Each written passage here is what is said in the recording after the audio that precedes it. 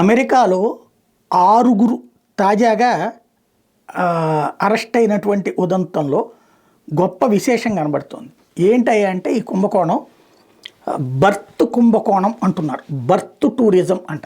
అంటే ఇతర దేశాల్లో ఉన్నటువంటి వాళ్ళు అమెరికా పౌరులుగా మీ బిడ్డల్ని చూడాలనుకుంటున్నారా అని అడ్వర్టైజ్ చేసి 2 నెలల ముందు అంటే వాళ్ళకి కడుపుతున్నటువంటి సందర్భంలో 3వ నెల 2వ నెల అట్లా కడుపు రాగానే వీళ్ళకి అప్లై చేసుకుంటే వీళ్ళు అక్కడ వీసాలు తెప్పిస్తారు. ఓ 3-4 నెలల క్రమంలో తెప్పించి అది కరెక్ట్గా ఒక 2 నెలలు అట్లా ఉందనగా అక్కడికి వచ్చేలా చేస్తారు.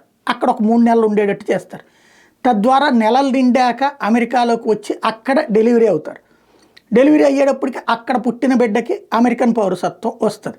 అక్కడ పుట్టిన వాళ్ళకి ఆటోమేటిక్ మా బిడ్డ అమెరికన్ పౌరుడు అయ్యాడు, మేము మరి వాడిని సంరక్షించడానికి ఉండాలి కాబట్టి అని చెప్పేసి కోర్టుకు వెళ్ళి మిగతా వాళ్ళు పౌరసత్వం తెచ్చుకుంటారు. ఇట్లాంటిది ఒక కుంభకోణం జరిగిందన్నటువంటి కేసులో 6 అరెస్ట్ చేశారు. $2.1 మిలియన్